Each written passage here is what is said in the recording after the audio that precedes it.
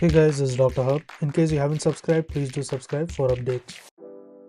Holocystic murmur, and we are focusing on its causes.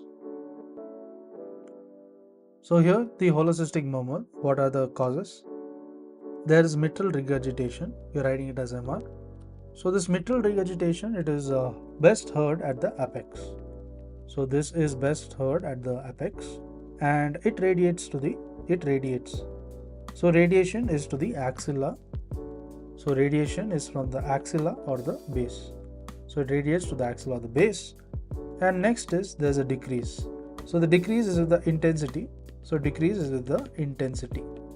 Intensity with the amyl nitrate. So decrease with the along with the amyl nitrate. Next is the A2. The A2 is not heard at the apex. A2 is not heard at the apex. Now, let's move on to the tricuspid regurgitation. So we saw about the mitral regurgitation. Now the tricuspid regurgitation. So here in tricuspid regurgitation, it is best heard at the left lower sternal border. So the lower left sternal border is where the tricuspid is maximum heard. And next is it radiates. Where does it radiate? So the radiation is to the epigastrium. So it radiates to the epigastrium as well as the right sternal border. Right sternal border.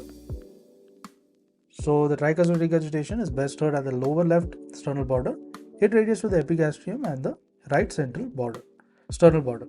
Next is there's an increase. There's an increase in the intensity. So there's an increase in the intensity, and this is during the inspiration.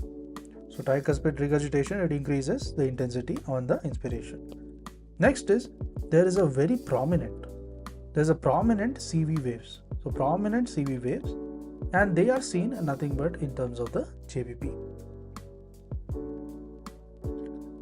Now we look at the VSD. There is a ventral septal defect. So in terms of VSD, the beat heard over the left and the third intercostal space. So this is the beat which is heard on the left. So VSD is heard, it's nothing but a beat which is heard on the left third as well as the fourth intercostal space, that is the ICS. And it radiates widely. It radiates. So it radiates widely. Next is the palpable thrill. If you see, there is a palpable. There's presence of a palpable thrill. So this palpable thrill is, yes, it is present. And next is there's a decrease. There's a decrease in the intensity. There's decrease in intensity, and this is along with the amyl nitrate. Amyl nitrate. Then comes the presence of the wide splitting S2. So there is a wide split. There's a wide split of the S2 which is seen. To learn and grow daily like this, please do subscribe.